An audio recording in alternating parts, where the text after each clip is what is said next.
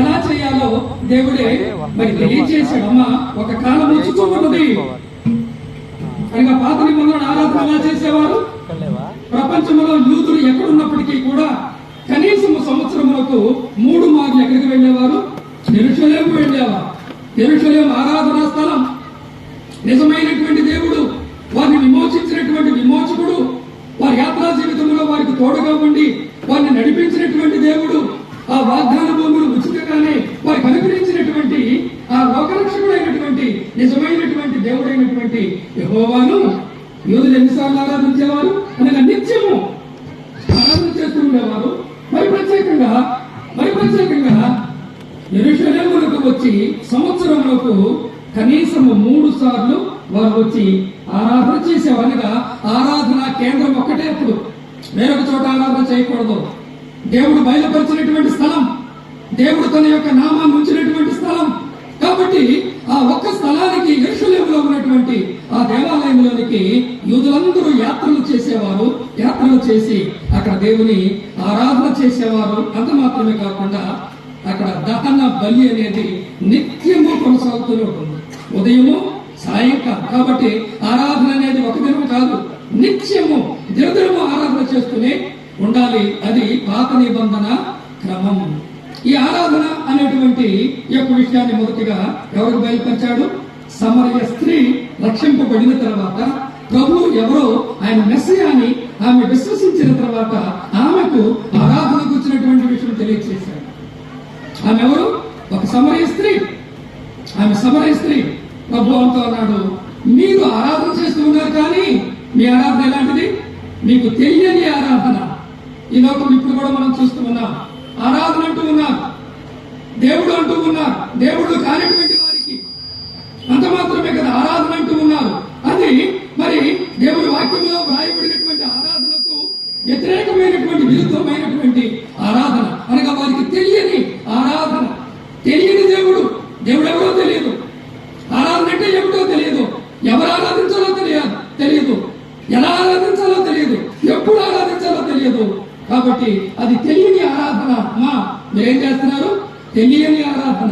అయితే మేము యూదులమైనటువంటి మేము ఎరిగినటువంటి వారమై మేము ఎరిగి ప్రభువుని ఆరాధన చేస్తూ ఉన్నాం అని యూదుడుగా ప్రభు అయినటువంటి యేసుక్రీస్తు వారు అక్కడ ఉన్నటువంటి ఆ స్త్రీకి తెలియచేస్తూ, అయితే ఇప్పుడు ఆ యెరూషలేము మీద కానీ, లేక యెరూషలేములో ఉన్నటువంటి ఆ పర్వతం మీద కానీ, లేక సమరయులు ఆరాధించే గెరీజీం అనేటువంటి కొండ మీద కానీ ఆరాధన కాదు. కానీ ఇప్పుడు ఎక్కడ?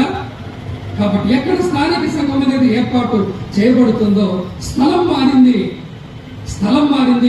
తర్వాత పద్ధతి కూడా మారింది. ఇప్పుడు ఎలాంటి ఆరాధన? దేవుడు ఆత్మ గనక ఆత్మతోనూ సత్యముతోనూ దేవుని ఎలా ఆరాధించాలి?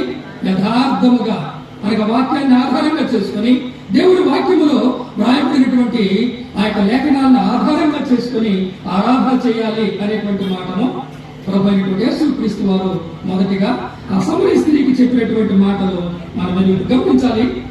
కాబట్టి ఆరాధన అనేటువంటి మాట ఉద్దేశం ఏమిటంటే, ఘనుడైనటువంటి దేవుని మన యొక్క జీవితంలో మనకు అనుగ్రహించినటువంటి రక్షణలను బట్టి ఆ ప్రభువుని హృదయపూర్వకంగా, ఇష్టపూర్వకంగా ప్రభువుని మనం ఏం చేయాలి? మన యొక్క అంతఃకరణ శుద్ధి కలిగినటువంటి వారమై పూర్ణ హృదయముతో, పూర్ణ ఆత్మతో, పూర్ణ శక్తితో ప్రభువుని మనం ఆరాధన చేయాలని నూతన నిబంధన ఆరాధన క్రమం అనేది మనకు తెలియజేస్తుంది. అయితే మొదటిగా మరి ఆరాధన అనేది ఎప్పుడు ప్రారంభమైంది? పాత నిబంధనలో ఎలా వారు ఆరాధన చేశారు? మరి నూతన నిబంధనలో ఈ యొక్క నూతన నిబంధన ఆత్మీయమైనటువంటి ఈ యొక్క ఆరాధనకు ఉన్నటువంటి వ్యత్యాసం ఏమిటి అనేటువంటి మాటలు సమయాన్ని బట్టి క్లుప్తంగా మనము ఆలోచన చేద్దాం. చూడండి, మొదటిగా ఆదికాండము 14వ అధ్యాయము. ఆదికాండము 14వ అధ్యాయము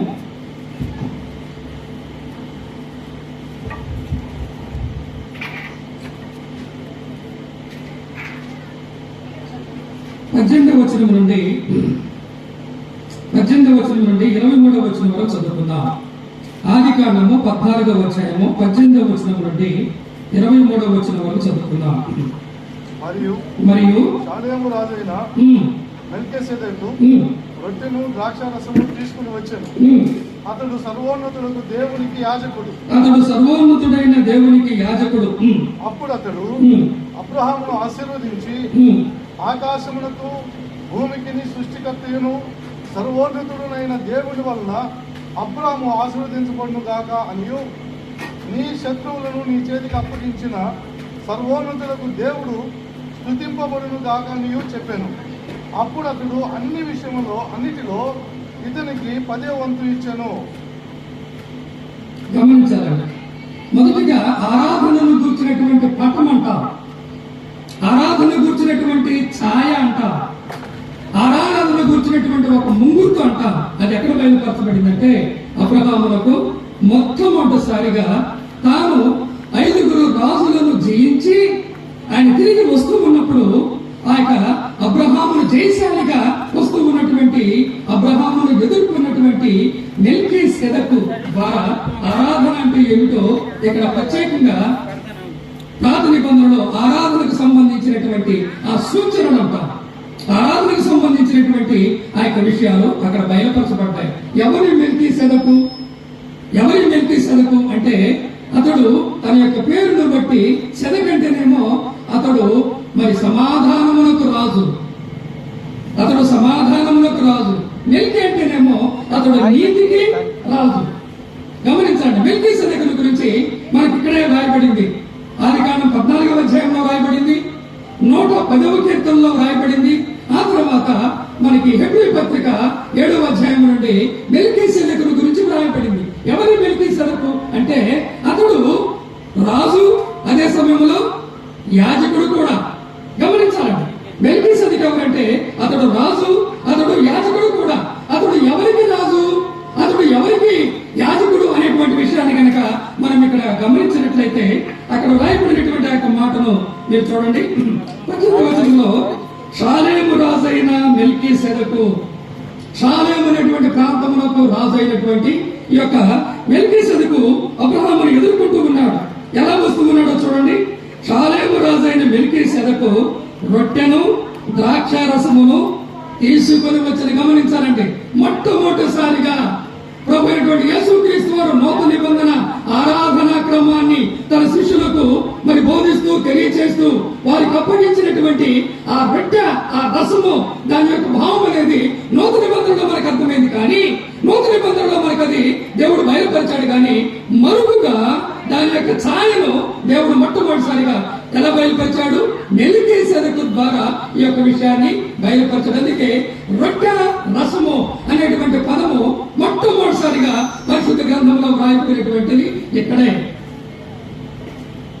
ఎవరి రొట్టె, ఎవరి రసం అనగా మనకు తెలుసు పాత నిబంధన ఛాయ, పాత నిబంధన అంతా కూడా పటం, పాత నిబంధన అంతా కూడా ఒక నీడ లాంటిది.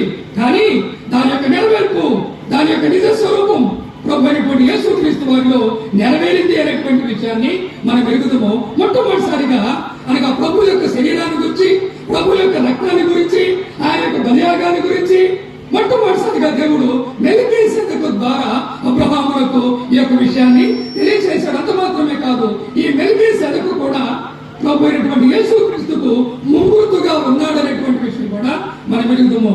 మెల్కీసెదెకు ఎవరు చెప్పండి? ఆయన షాలేము రాజు. రెండవదిగా ఆయన ఎవరు? యాజకుడు. ఎవరికి యాజకుడు చెప్పండి? మనం ఎవరు ఆరాధన చేయాలి? ఆరాధన చేయాలంటే మన ఎదుట ఎవరు ఉండాలి? గమనించాలండి, ఒక విగ్రహం కాదు, మనము ఎరిగినటువంటి మన విమోచకుడు ఉండాలి. గమనిస్తూ ఉన్నారా? కాబట్టి ఈయన ఎవరికి యాజకుడు? మెల్కీసెదెకు ఎవరికి యాజకుడు? ఎందుకు మెల్కీసెదెకు ఆ రొట్టెలో ద్రాక్షారసమును తీసుకొని వచ్చాడు? ఆ రొట్టెలో ద్రాక్షారసమును తీసుకుని వచ్చినటువంటి ఆ యొక్క మెల్కీసెదెకు అబ్రహాము ఏం చేస్తున్నాడు? ఆశీర్వదిస్తూ ఉన్నాడు. గమనిస్తూ ఉన్నాడండి. కాబట్టి ఆరాధన అనేది ఆరాధనలో పాల్గొనడం ద్వారా మనం ఎన్నో దీవెనలు పొందుతాం. చాలా మందికి అర్థం కావటంలా మనం ఏలికి దేవుని ఆరాధన చేయాలి. దేవుడు మన నిమిత్తమై ఎప్పుడు చేసినటువంటి ఆ ఘనమైనటువంటి కార్యములో దేవుని బిడ్డలంగా మనం పాలు పొంది ప్రభువును మహిమపరచాలి. ప్రభువుకి ఇవ్వవలసినటువంటి ఘనత, మహిమ, ప్రభావాలు మనం ఆరోపించాలి. అదే సమయంలో దేవుడు మనకు అనుగ్రహించే దీవెనలను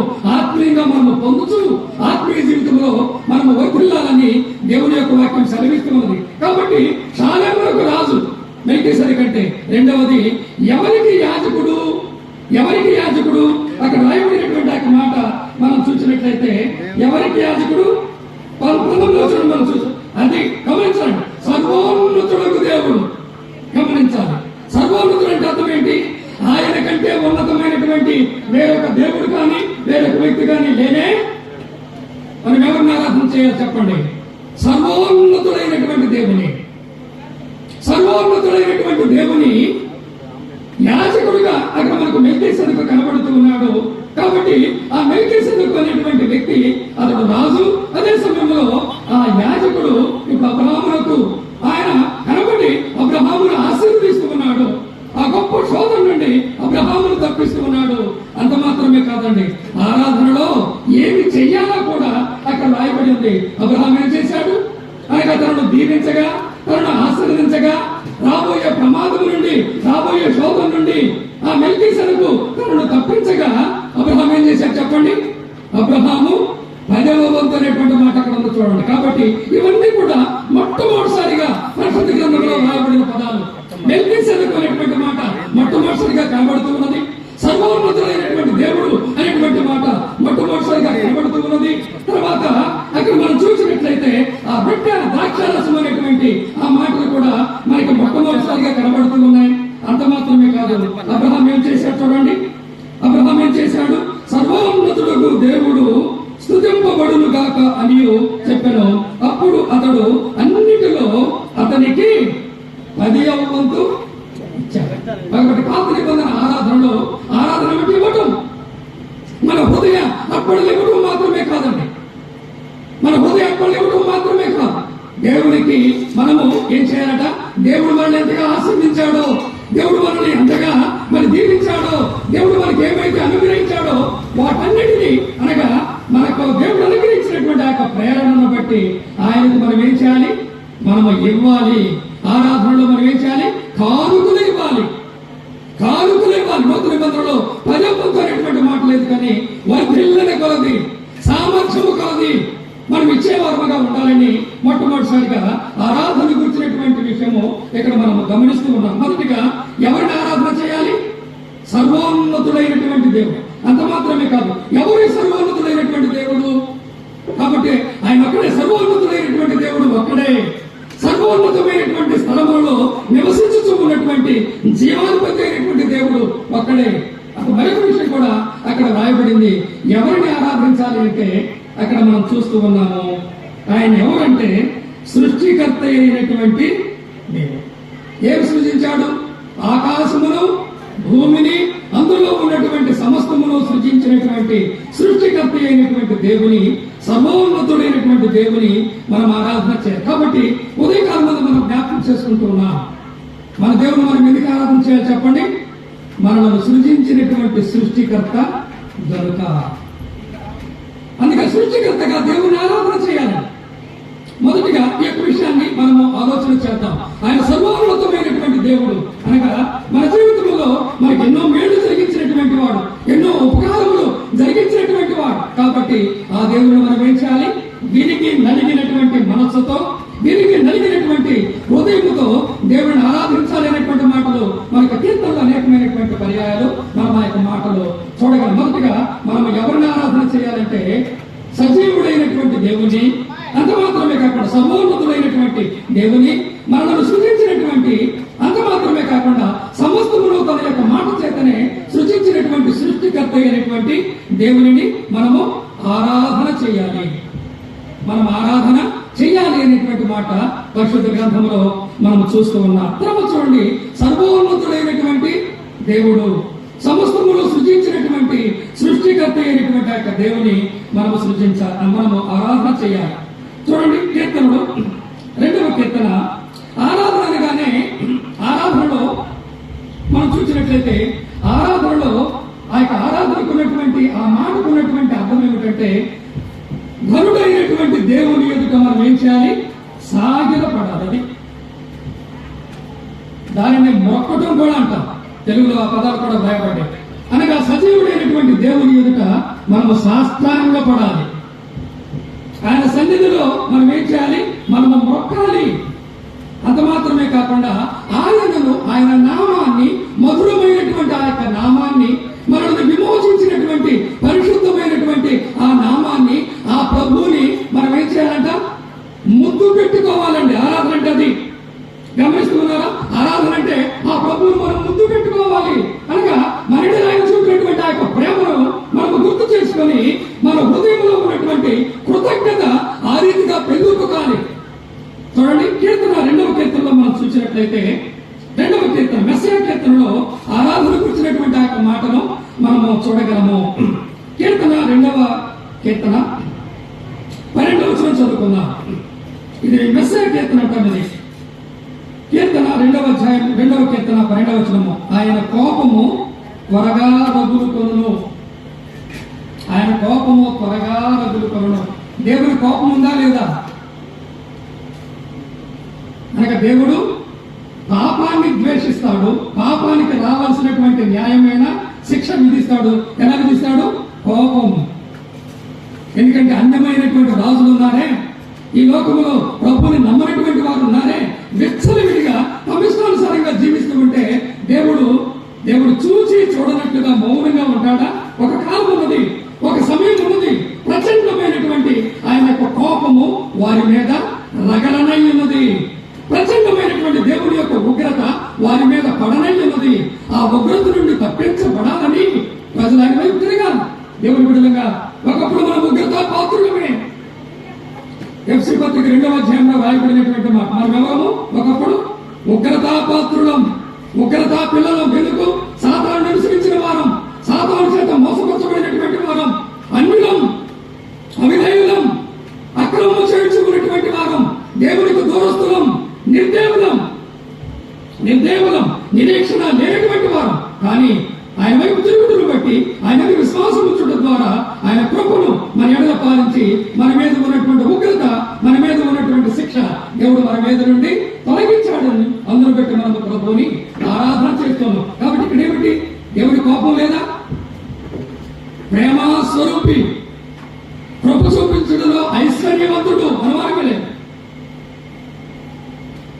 ఆయన కృప, ఆయన ప్రేమ మానవులమైనటువంటి మనము కొలవలేము. షరతులు లేనటువంటి ఆయన యొక్క ప్రేమ నిజమే. ఆయన కృప, ఆయన దయ, ఆయన కటాక్షం, ఆయన దీర్ఘశాంతం నిజమే. అదే సమయంలో ఆయన న్యాయాధిపతి అయినటువంటి దేవుడు కనుక పాపములకు విధించవలసినటువంటి న్యాయమైనటువంటి శిక్షను ఆయన విధించేవాడుగా ఉన్నాడు కనుక ఆయనకేమున్నది? కోపం ఉన్నది. ఆయన ఉగ్రత అన్నాడు. ఆయన ఉగ్రత నశించుతూ ఉన్నటువంటి వారి మీద నిలిచే ఉన్నది. కుమారుని యందు విశ్వాసం ఉంచువాడే నిత్య జీవము గలవాడు. కాబట్టి కుమారుని కనుక విశ్వసించకపోతే ఏముంది? దేవుని యొక్క ఉగ్రత వారి మీద నిలిచే ఉన్నదని మనం యోహాను సువార్తలో మనం చూస్తాం. కాబట్టి ఆ ఉద్దేశంతో రాయబడినటువంటి యొక్క మెస్సయా కీర్తనలో ఇక్కడ మనం గమనిస్తూ ఉన్నట్లయితే 10వ వచనం నుండి 12వ వచనం వరకు పరిశుద్ధాత్మని మాటలవి గమనిస్తున్నారా? 1వ వచనం నుండి 3వ వచనం వరకు అన్ని రాజులైనటువంటి వారు దేవునికి వ్యతిరేకంగా తమ ఇష్టానుసారంగా జీవిస్తూ వారు మాట్లాడుతున్నటువంటి మాటలు మొదటి 3 వచనాల్లో మనకుంటే గమనించాలండి. 12 వచనాలు కలిగినటువంటి యొక్క 2వ మెస్సయా కీర్తనలో 1వ వచనం నుండి 3వ వచనం వరకు ప్రభువుకు వ్యతిరేకంగా తమ ఇష్టానుసారంగా జీవిస్తూ దేవునికి ఏమాత్రము లోపడకుండా జీవిస్తూ ఉన్నటువంటి వారి మాటలు 1వ వచనం నుండి 3వ వచనం వరకు మనం చూస్తాం. ఆ తర్వాత దేవుడు పలికినటువంటి ఆ మాటలు ప్రతిస్పందనగా 4వ వచనం నుండి 6వ వచనం వరకు మనం చూస్తాం.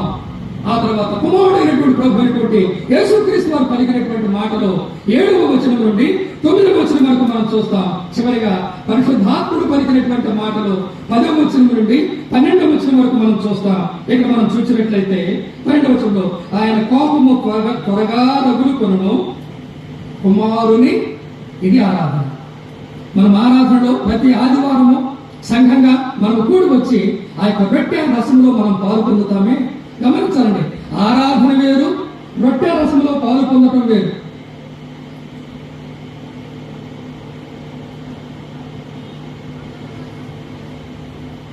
దినదినము మనం ఆరాధన చేస్తూ ఉంటాం, కానీ దినదినము మనము రొట్టె విరము. గమనిస్తున్నారా? అనగా రొట్టె విరవడంలో ఆరాధన కూడా ఇవిడి ఉన్నది.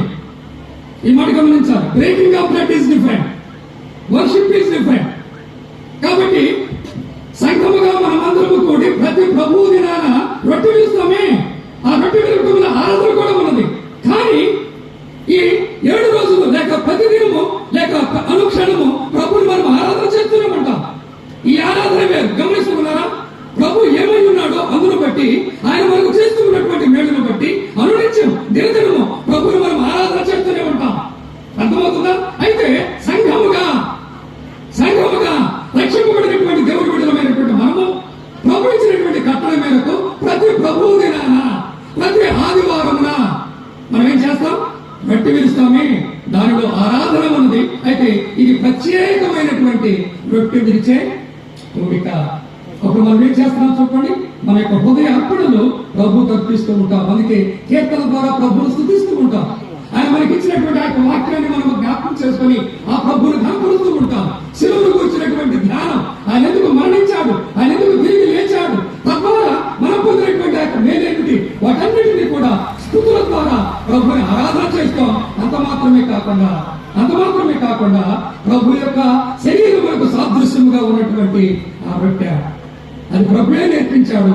తన యొక్క శిష్యులకు నేర్పించినటువంటి ఆ యొక్క క్రమాన్ని మనం నూతన నిబంధనలో మనం చూస్తాం. నూతన నిబంధన స్థానిక సంఘాలుగా వారు ఆరాధించినటువంటి ఆ యొక్క క్రమాన్ని నేటి వరకు కూడా మనము ఆరాధిస్తూనే, ఆ ప్రభుని సేవిస్తూనే మనం ముందుకు సాగుతూ ఉన్నాం. కాబట్టి ఆ రొట్టె, ఆ యొక్క రసము ప్రభుని యేసుక్రీస్తు వారు మన కొరకు జరిగించిన బలియాగములకు గుర్తు. అప్పుడు ప్రభుని మనం ఏం చేస్తున్నాం చెప్పండి?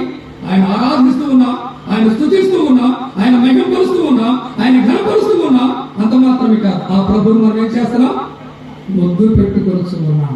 తల్లి తన ప్రియమైనటువంటి కుమారుని కుమార్తెను ఎలా ముద్దు పెట్టుకుంటుంది? ప్రేమతో,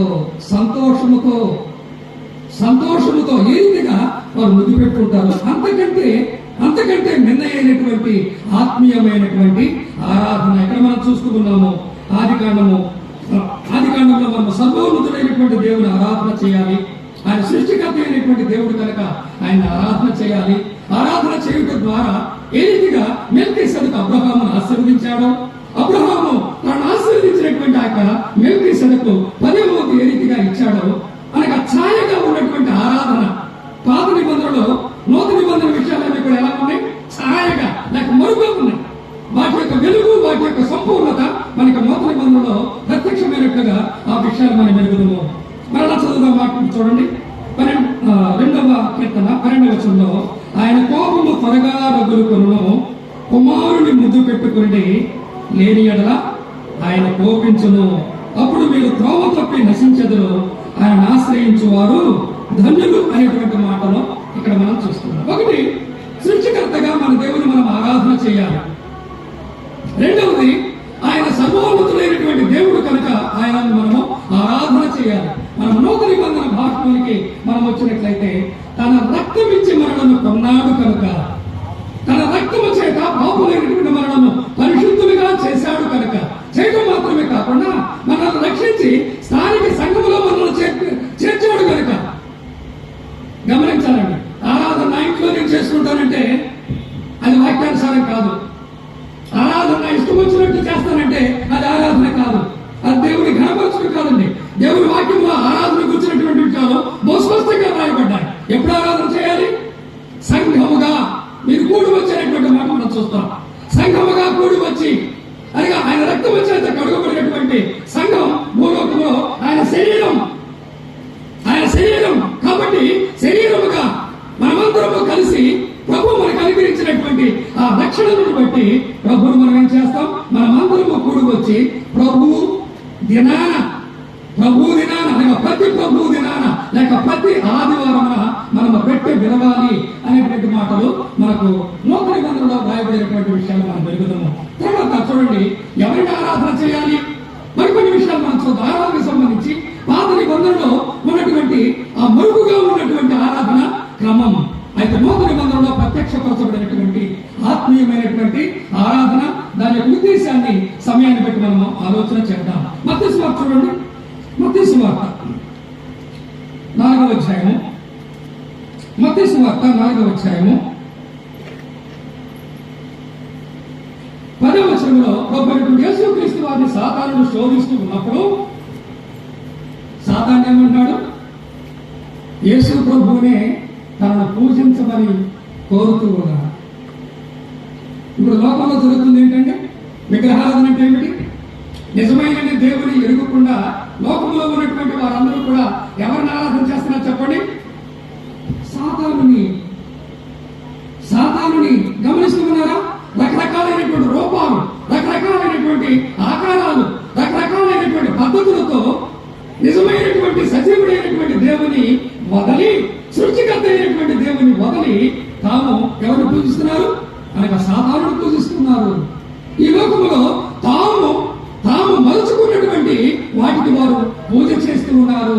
దేవతలు కానటువంటి వారిని వారు పూజ చేస్తూ ఉన్నారని దేవుని యొక్క వాక్యం సెలవిస్తూ ఉన్నది. అయితే ఇక్కడ చూడండి, ప్రభువు యేసుక్రీస్తు వారు ఇచ్చినటువంటి యొక్క సమాధానం చూడండి. మత్తయి సువార్త 4వ అధ్యాయము 10వ వచనంలో రాయబడినటువంటి మాట. యేసు వారితో సాతానా పొమ్ము. గమనించాలి, ఎవరి మొక్కలు చెప్పండి? మొక్కటం అన్నా, సాష్టాంగ నమస్కారం చేయటం అన్నా, సాగిల పడటం అన్నా, ఆయనను ముద్దు పెట్టుకొనటానా, ఇవి ఆరాధనలో ప్రభు బయలుపరిచినటువంటి విషయాలండి. ఆరాధనలో ఈ విషయాలన్నీ కూడా మనం చేస్తూ ఉంటాం. గమనిస్తున్నాం. తూర్పు దేశం నుండి వచ్చారు జ్ఞానులు. గమనించండి, తూర్పు దేశం నుండి వారు వచ్చారు జ్ఞానులు. ఎందుకు వచ్చారు? వారు వెతుక్కుంటూ వచ్చారు, వారు సిద్ధపడి వచ్చారు. ప్రభువును ఆరాధించాలని, ప్రభువును పూజించాలని వారు వచ్చారు. ఎక్కడికి వచ్చారు? లోకరక్షకుడైనటువంటి యేసుక్రీస్తు వారు భూలోకంలో జన్మించాడు. కాబట్టి ఆయన ఆరాధించుట కొరకై, ఆయన పూజించుట కొరకై మేము వచ్చామని వారు వెతుక్కుంటూ నక్షత్రము వారిని నడిపిస్తూ ఉండగా, నక్షత్రము ద్వారా వారికి మార్గం అనేది తెలుపబడగా, ఆ మార్గమున వారు వెళ్ళి యేసు ప్రభు ఎక్కడైతే ఉన్నాడో అక్కడికి వచ్చి ఆ ఇంటిలోనికి వారు వెళ్ళి, అప్పుడు మనం చూసినట్లయితే ఆ శిశువును చూచి మరియమ్మను చూసి కాదు, మరియమ్మను కాదు, ఆ శిశువును చూసి ఏం చేశారు? ఆ శిశువును చూసి సాగిలపడి ఆయనను పూజించింది. ఇది ఆరాధన. ఆయన సన్నిధిలో మనం ఏం చేయాలి? సాగిలపడి, అనగా మనము తగ్గించుకొని ఆ ప్రభు ఎంత గొప్పవాడో ఆయన హెచ్చించడం. అందుకే ఆరాధనలో ప్రభుని ఘనపరచాలి, ప్రభువును మహిమపరచాలి, ఆయనకి చెందవలసినటువంటి ప్రభావం ఆయనకు మనము ఆపాదించాలి. ఆరాధన అంటే అది. ఆరాధన అంటే మనం తీసుకోవడం కాదు. అందుకే ఆరాధనలో ప్రార్థన అనేటువంటి పదం వాడకూడదని ప్రత్యేకంగా మాట్లాడుతూ ఉంటాం. ప్రార్థన అనే పదం వాడకూడదు ఆరాధనలో. ప్రార్థన అంటే ఏంటి? ప్రభువు నాకు ఇమ్ము. మిగిలినటువంటి కోరికలన్నింటిలో కూడా మనం ప్రార్థన చేస్తాం, అడుగుతాం. అది మీరు ఆరాధనలో సంపూర్ణంగా ఇవ్వటమే. స్తుతియాగం అర్పించేవాడు నన్ను మహిమపరచుచున్నాడు. మనము స్తుతి యాగం, జపఫలం, మనం నోరు తెరిచి మన యొక్క హృదయాల నుండి పెళ్ళొప్పుతున్నటువంటి ఆ యొక్క కృతజ్ఞత అర్పణలు. కాబట్టి ఆరాధనలో కృతజ్ఞత ఉంటుంది, స్తుతులు ఉంటాయి. అదేవిధంగా ప్రభు అయినటువంటి ఆ యొక్క యేసుక్రీస్తు వారిని, ఘనుడైనటువంటి యేసుక్రీస్తు వారిని మనం ఘనపరచాలి, మహిమపరచాలి. ఆయన నామమునకు చెందవలసినటువంటి మహిమా ప్రభావములు మనం ఆరోపించేవారుగా ఉండాలని దేవుని వాక్యములో మనం చూస్తాం. కాబట్టి వారు ఏం చేశారు? ఆ శిశువును చూచి సాగిలపడి, ఇది ఆరాధన. ఆ శిశువును చూచి, అందుకే మనష్టానుసారంగా అనగా తేలికగా ఆరాధన చేయకూడదండి. ఎరుగకుండా మనం ఆరాధన చేయకూడదు, సిద్ధపడకుండా ఆరాధన చేయకూడదు. మనం పాడే పాట కావచ్చు, మనం అర్పించే స్థుతులు కావచ్చు, ఆ సమయంలో మనం జ్ఞాపకం చేసుకున్నట్టే శిలువకు వచ్చినటువంటి ధ్యానానికి సంబంధించినటువంటి ఆ యొక్క విషయాలు కావచ్చు, అవన్నీ కూడా సిద్ధపడి. ఇది ఆత్మీయమైనటువంటి ఆరాధన. అంటే ఆత్మ మనలను ప్రేరేపిస్తూ ఉండగా సమయానికి సంఘంగా మనమందరం కూడి వచ్చి గరుడైనటువంటి ఆ యొక్క ప్రభువును మనం ఆరాధన చేయాలని దేవుని యొక్క వాక్యం సెలవిస్తూ ఉన్నది. వారు ఊరికనే వచ్చారా? అందుకే ఆరాధనలో ఒట్టి చేతులతో మనం కనబడకూడదు. పాత నిబంధనలో కూడా వారు ఒట్టి చేతులతో కనబడదు. కాబట్టి వారు ఏం చేశారు? అందుకే వారు వచ్చారు, సిద్ధపడి వచ్చారు, ప్రభువును చూచారు. వారు అత్యానందపడుతున్నాయి. ఆరాధన ఎలా చేయాలి చెప్పండి? అత్యానందంగా హృదయం ఉప్పొంగుచుండగా, ఆనందముతో, సంతోషముతో మన పాటలు పాడటం కాదు, స్తుతులు చెల్లించడం కాదు, ఆయన సన్నిధిలో మనం కూర్చోవటం కానీ, ఆయన మనకు కనిపించే మాటలను మనం వినియోగించడం కానీ. కాబట్టి మనస్సు నిలిపి ఆ ప్రభువుని మనం ఏం చేయాలి? ఆ రీతిగా మనం ఘనపరచాలి, ఆ ప్రభువుని మనము మహిమపరచాలని మనం చూస్తూ ఉన్నాం. వారు ఏం చేసిన తర్వాత తమ పెట్టెలు విప్పి అనగా ఘనమైనటువంటి రాజును ఘనంగా వారు ఆరాధించారు. ఆయనలో మార్పునదా ఘనుడైనటువంటి మన ప్రభు అయినటువంటి యేసుక్రీస్తు వారు అన్ని కాలాలలో అన్ని యుగాలలో ఏకరీతిగా ఉన్నటువంటి ఆ యొక్క ప్రభువును ఎలా ఆరాధించాలో వారు మనకు నేర్పిస్తూ ఉన్నారు. తమ పెట్టెలు విప్పి బంగారమును కోడమును సాంబ్రాణిని అనగా అర్థవంతమైన ఆరాధన. గమనించాలి, ఎరుగుకుండా ఆరాధన చేయకూడదు. కాబట్టి తెలియని పదాలు వాడకూడదు, ఏ పదం పడితే ఆ పదం వాడకూడదు. అందుకే ఆరాధనలో సహోదరుడు లేచి దేవుని యొక్క ఆ యొక్క వాక్యములో ఆరాధనకు సంబంధించిన కొన్ని తలంపులు ఇస్తూ ఉంటారు. అవి మనసులో పెట్టుకోవాలి. ఆ మాటలే మనం ఉచ్చరించాలి, ఆ మాటలే మనం ఆరాధనలో పలకాలి. స్తుతులు చెల్లించేవారు ప్రత్యేకంగా జ్ఞాపకం చేసుకోవాలి. అదే రీతిగా సహోదరులు కూడా మౌనంగా ఉన్నప్పటికీ కూడా సీయోనులో మౌనముగా ఆరాధించుట దేవునికి ఇష్టమండి.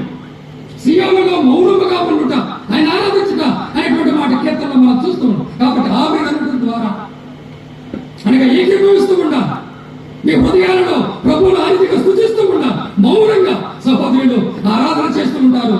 కొందరు అనగా బహిరంగంగా మరి నడిపించేవారు కొందరు ఉంటారు. మిగిలినటువంటి సంఘం అంతా కూడా ఏకీభవిస్తూ ఆరాధనతో మనం ఏకీభవించాలి. ఆ స్థుతులలో మనం ఏకీభవించడం చూసినట్లయితే ఆ జ్ఞానం వారు ఏం చేశారు? తమ పెట్టెలు విప్పి బంగారమును బోళమును సాంబ్రాణి ఏమిటి ఆ విషయాలు మనం అడుగుతున్నాం. ఇది మనకు ప్రత్యేకంగా నాకు ఇవ్వబడినటువంటి అంశం ఆరాధన కనుక. ఏంటి బంగారం అంటే ఏమిటి? ప్రభు అయినటువంటి యేసుక్రీస్తు వారి యొక్క దైవత్వం. ఆయన ఒక్కడే దేవుడు, దేవుడు ఒక్కడే. దేవునికి నరులకును మధ్యవర్తియు ఒక్కడే, ఆయన క్రీస్తు యేసును. ఆ దేవుడే మానవుడిగా భూలోకంలో. ఇది చాలా మందికి మింగుడు పడనటువంటి అర్థము కానటువంటి మర్మముగా ఉన్న సత్యం. దైవత్వం ఏంటి, మానవత్వం ఏంటి, ఒక మనిషిలో ఉండటం ఏంటి ఉన్నది ఆయన యేసు క్రీస్తు వారు. అందుకే విశ్వాసం మర్మం అన్నాడు. ఇది మర్మం అండి, చాలా మందికి మరుగ్గా ఉన్నది. అయితే విశ్వసించినటువంటి నీకు నాకు పరిశుద్ధాత్ముడు ఆ యొక్క విషయాన్ని తేటతెల్లం చేశాడు. కాబట్టి దేవుడు ఒక్కడే. కాబట్టి అందుకే వారు బంగారం అర్పించడంలో ఉద్దేశం ఘనుడైనటువంటి రాజును శిశువుగా ఉద్భవించినప్పటికీ కూడా ఆయన రాజు. ఎప్పుడు రాజు? సకల యుగములలో రాజు, అని అందరికీ రాజు. అంత మాత్రమే కాదు, రాబోయే కాలంలో రాత్రి మనం జ్ఞాపకం చేసుకున్నాం.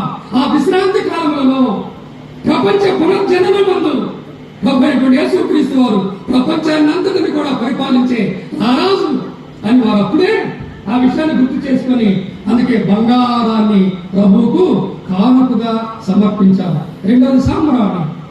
సాంబ్రాణి అంటే అర్థం ఏమిటి? ప్రభువైనటువంటి యేసుక్రీస్తు వారి యొక్క పరిశుద్ధమైన జీవితం, పవిత్రమైనటువంటి జీవితం, కళంకమైనటువంటి నిష్కళంకమైనటువంటి జీవితం సాంబ్రాణి తెలియజేస్తూ ఉన్నది.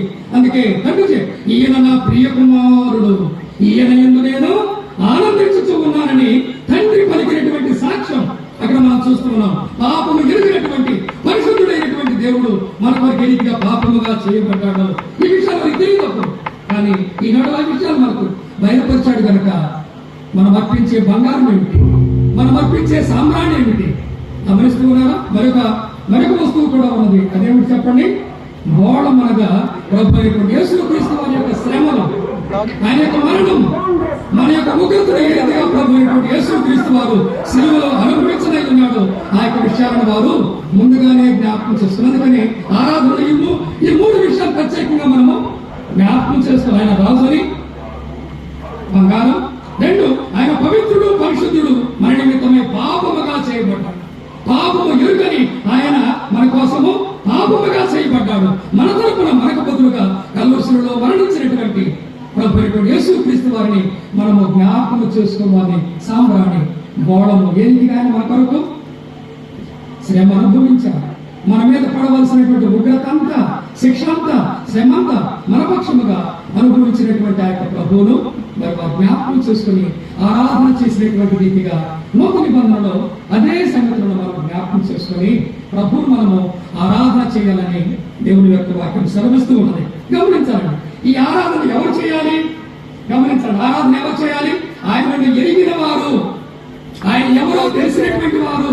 రెండవది ఆయనతో సంబంధం కలిగినటువంటి వారు, అనగా ఆయన విశ్వాసం ఉంచడం ద్వారా ఆయన అనుగ్రహించినటువంటి రక్షణ పొందినటువంటి వా ఇది ఎరిగినటువంటి ఆరాధన. ఎప్పుడు ప్రతి ఆదివారమున సంఘముగా మనము కూడి వచ్చి ఆ యొక్క ప్రభువును మనము ఆరాధన చేయాలని దేవుని వాక్యం వలన మనం హెచ్చరిక చేయబడుతూ ఉన్నాం.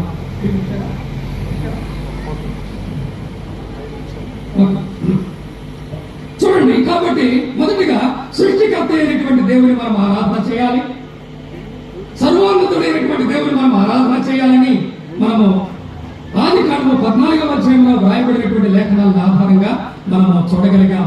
ప్రభు అయినటువంటి యేసుక్రీస్తు వారు దేవుని కుమారుడుగా భూలోకంలో మరణిమిత్తమై ఆయన అవతరించాడు కనుక ఆ కుమారుడు మనం ముద్దు పెట్టుకుంటే ఆరాధన అనేటువంటి విషయాన్ని కూడా మనం చూచాం. కాబట్టి ఆరాధనగా ఎవరికి ఆరాధన, ఎవరు ఆరాధన చేయాలి, ఎలా ఆరాధన చేయాలి ఇప్పుడు మనం చూచాం. ఎవరిని ఆరాధన చేశారు అక్కడ మనం చూసినట్లయితే లోకరక్షకుడైనటువంటి యేసుక్రీస్తు వారు జన్మించినందున ఆ శిశువుల వారు ఆరాధన చేశారు. ఎవరు చేశారు? జ్ఞానులు, అనగా దేవుని యందు భయభక్తులు కలిగి రక్షింపబడినటువంటి రక్షణానుభవం కలిగినటువంటి వారు, దేవుని యందు విశ్వాసం ఉంచడం ద్వారా ప్రభుతో సంబంధము కలిగినటువంటి వారు. గమనించండి, పాత నిబంధన కావచ్చు, నూతన నిబంధన కావచ్చు, విశ్వసించిన వారికి దేవుడు నీతిని అనుగ్రహిస్తూ ఉన్నాడు.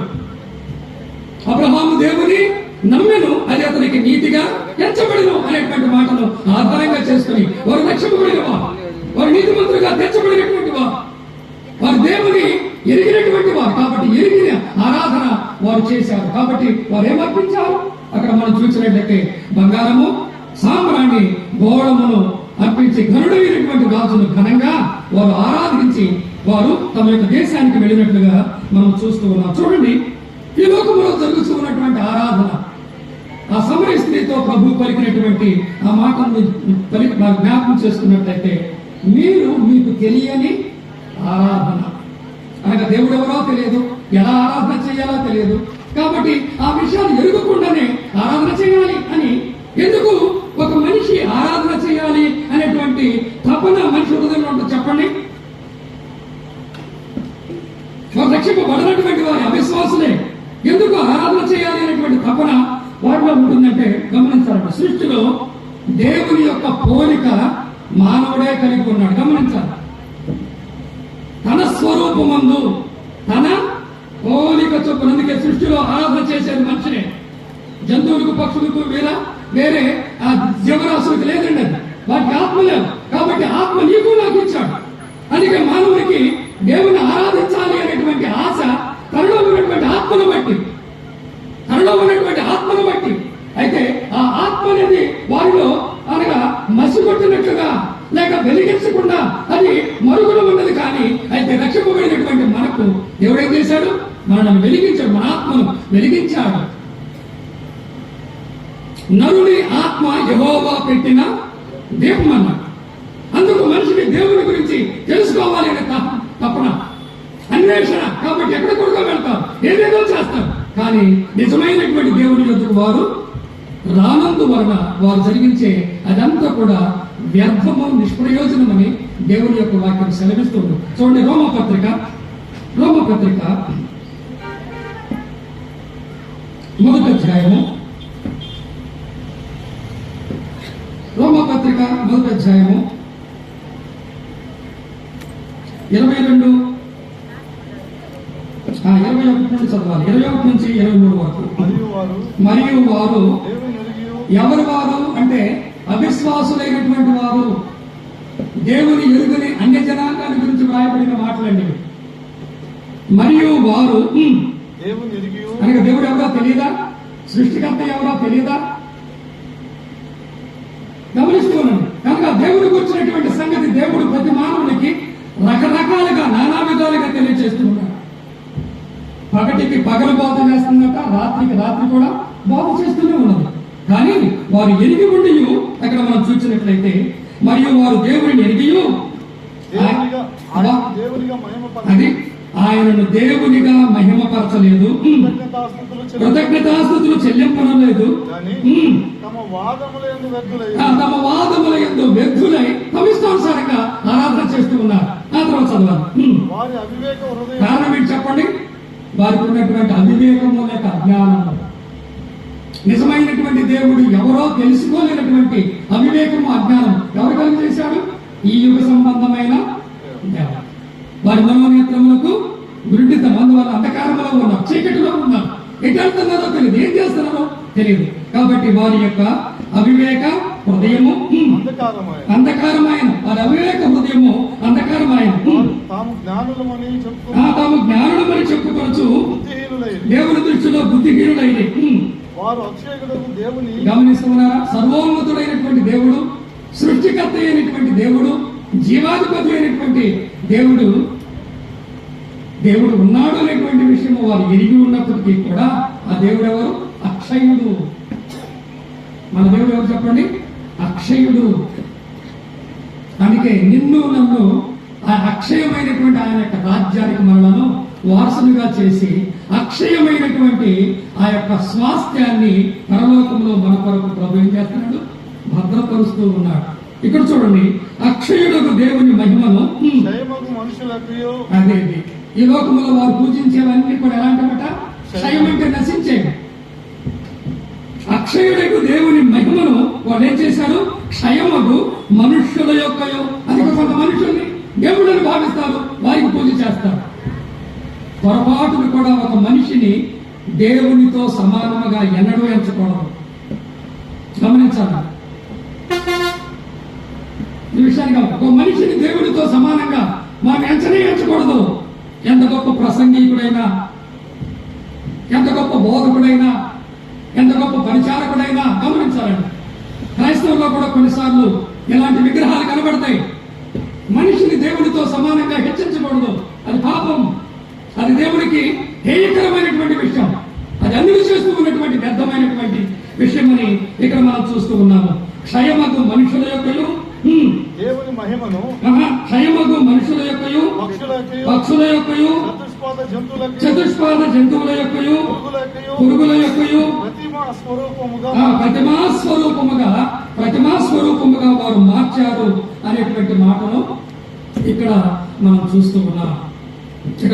కాబట్టి సృష్టికర్త అయినటువంటి దేవునికి బదులుగా క్షయమైనటువంటి వాటిని వారు ఏర్పాటు చేసుకుని, వారు ఎండుకొని వ్యర్థంగా వారు దేవుడిని ఆరాధన చేస్తూ ఉన్నారు అనేటువంటి మాటలు మనం ఇక్కడ చూస్తున్నాం. చివరిగా పాత నిబంధనకు సంబంధించి మరొక విషయాన్ని మీకు జ్ఞాపకం చేసి సమయాన్ని నేను ప్రియులకు అప్పగిస్తాను. ఆరాధన అనేటువంటి ఆ సూచన లేక దాని యొక్క మర్మముగా ఉన్నటువంటి ఆ యొక్క విషయము మనకు ఆదికాండము 14వ అధ్యాయంలో బయలుపరచబడింది అనేటువంటి విషయాన్ని మనం చూచాము. రెండవదిగా అసలు ఆరాధన అనేటువంటి ఆరాధన దేవుడిని ప్రేమతో ఆయన ఆరాధించాలి, పూజించాలి అనేది మనకు పాత నిబంధనలో అబ్రహాము జీవితంలో దేవుడు చూపిస్తున్నాడు. అందుకే అబ్రహాము చేసినటువంటి ఆరాధన పాత నిబంధనలో బహు ఉన్నతమైనది. ఎలా ఆరాధన చేశాడు చూడండి. ఆదికాండము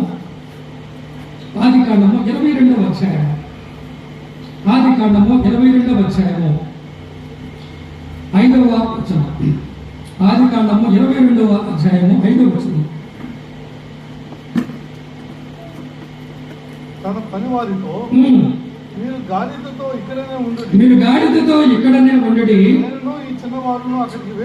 నేనును ఈ చిన్నవాడును అక్కడికి వెళ్ళి దేవునికి మొక్కి. ఆ మాట అంటలేం చేసుకోండి. మొట్టమొదటిసారిగా బైబిల్లో ఆరాధన అనేటువంటి పదము తెలుగులో మనకి దేవునికి మొక్కి అని ఉన్నది, కానీ ఇంగ్లీష్ లో వర్షిప్ ఎక్కడుంది? మొట్టమొదటిసారిగా రాయబడినటువంటి మనకి 14వ అధ్యాయంలో మరుగ్గా అది సూచించబడింది, అది తెలియపరచబడింది. ఎవరిని ఆరాధన చేయాలి, ఎలా ఆరాధన చేయాలి, ఆ రొట్టె అంటే ఏమిటి, రసం అంటే ఏమిటి, అంత మాత్రమే కాకుండా ఆ 10వ భాగం ఇవ్వటం అంటే ఏమిటి, ఆశీర్వాదము ఎలా పొందాడో ఆ విషయాలు అక్కడ రాయబడ్డాయి. కానీ ఆరాధన అనేటువంటి మాట ప్రత్యేకంగా మొట్టమొదటిసారిగా బైబిల్లో రాయబడినటువంటి సందర్భం ఏంటంటే అబ్రహాము జీవితంలో అబ్రహామే అంటూ ఉన్నాడు, రక్షింపబడినటువంటి అబ్రహామే అంటూ ఉన్నాడు.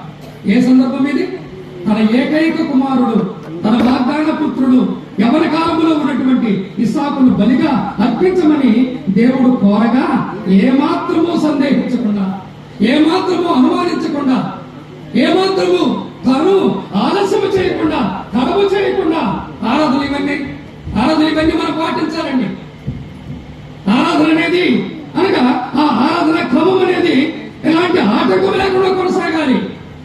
కొన్నిసార్లు గ్యాపులు వస్తూ ఉంటాయి. వాక్యం చెప్పే విషయంలో, ఆ తలంపు ఇచ్చే విషయంలో, లేక స్థుతులు చెల్లించే విషయంలో గ్యాపులు వస్తూ ఉంటాయి. అలా ఉండకూడదండి, ఆలస్యమైన ఉండకూడదు.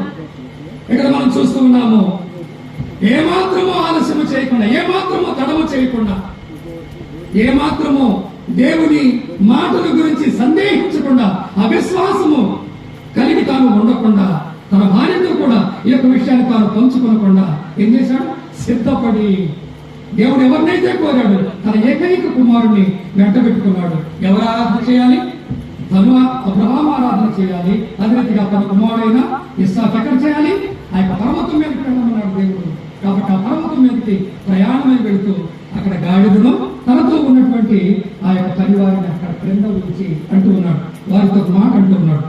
ఏమనంటున్నాడు చూడండి, ఏమంటూ ఉన్నాడు? నేను ఈ చిన్నవాడు అక్కడికి వెళ్ళి దేవునికి మొక్కి, గమనించాలి, మరలా వస్తున్నట్టు అర్థమేంటి?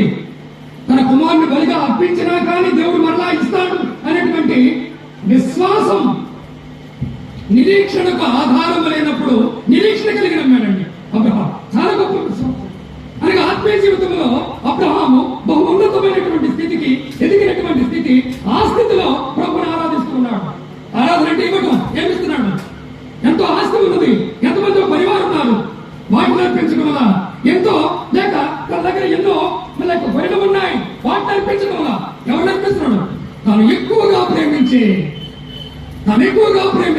తన ఏకైక కుమారుడు, తన ముద్దుల కుమారుడు, వాగ్దాన పుత్రుడైనటువంటి ఇస్సాకును బలిగా అర్పించుట కొరకై సిద్ధపడి ఆ కొండ మీదకి, ఆ మోరియా పర్వతం మీదకి వెక్కి వెళుతూ ఉన్నాడు. సిద్ధపడి వెళుతూ ఉన్నాడు. తన చేతిలో ఏమున్నది? నిప్పు ఉన్నది. తన చేతిలో ఏమున్నది? ఖడ్గము, కత్తి ఉన్నది.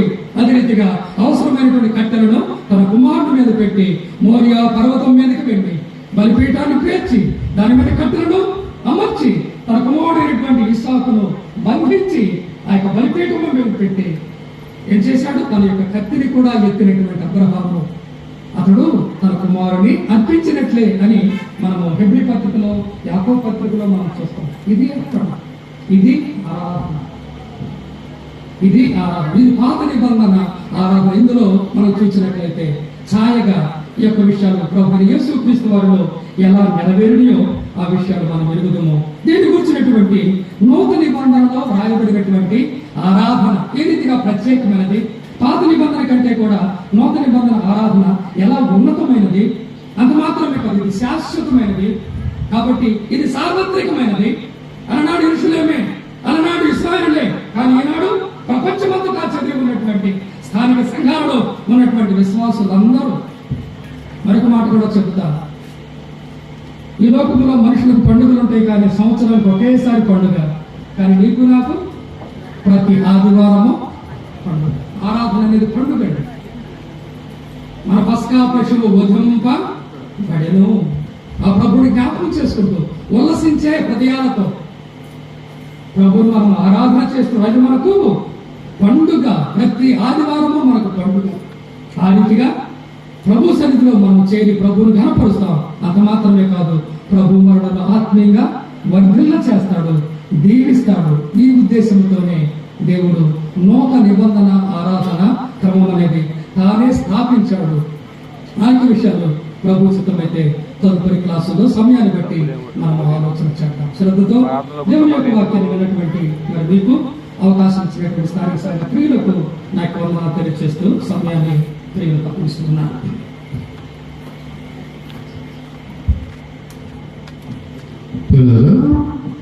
ఈ సభలలో మనం స్థానికంగా ఏర్పాటు చేసుకున్న ఈ సభలలో మరి 2 అంశాలుగా విభజించి దేవుని సేవకు ఇవ్వడం జరిగింది. మొదటిగా ఆరాధన అంటే ఏమిటో మనము ఆ సంగతులు ఎంత ఎక్కువగా మనం నేర్చుకోవాల్సిన అవసరత స్థానిక సంఘాల్లో ఉంది. ఆరాధన ఇష్టం వచ్చినట్లుగా, అంటే ఎవరికి తోచినట్లుగా వారు చేస్తున్న సందర్భం ఈనాడు నేటి దినాల్లో సంఘాల్లో కనబడుతుంది. కొన్ని సంఘాల్లో ఆరాధన అంటే తెలియదు, ఆరాధన అంటే విలువ లేని ఆరాధన క్రమం మనం చూస్తున్నాం. ఆ కోవలో మనం కలిగి ఉన్నాం. క్రిస్టియన్ బ్రదర్ అసెంబ్లీలో ఆరాధన సత్యం ఏంటో మనం ఎరిగి ఉన్నాం. దాని యొక్క పునాది ఇంకా మరి ఎక్కువగా గట్టిగా ఉండాలనే యొక్క ఉద్దేశంతో ఆరాధన అంశాన్ని ఈ ఉదయకాలం దేవుని దాసుల ద్వారా మరి దేవుడు మాతో మాట్లాడాడు. అందులో బట్టి దేవుని స్తోత్రం. వాక్యం అందించిన షడ్రకన్నట్టు స్థానిక సంఘం జరుపుకున్న వందనాలు తెలియజేస్తున్నాం. మన మధ్యలో విశాఖపట్నం నుంచి వచ్చిన భవానీ శంకర్ అన్న గారు మన మధ్యలో ఉన్నారు. వారిని వేదిక మీదకు ఆహ్వానిస్తున్నాం. పిల్లలు ఈ సమయంలో చార్లెస్ వచ్చి పల్లవి కీర్తన పడిన తర్వాత దేవుని దాసులు భవానీ శంకర్ గారు దైవ సందేశాన్ని అందిస్తారు.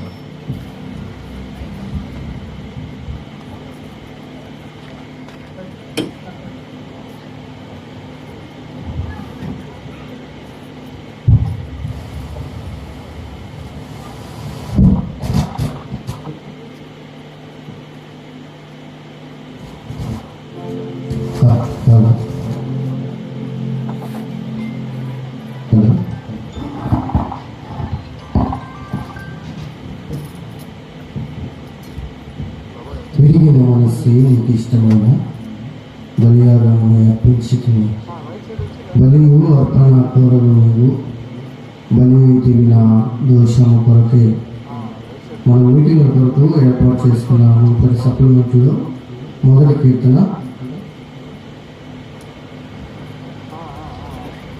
విరిగిన మనసు నీకిష్టమైన బలియాగమని అర్పించితిని బలియు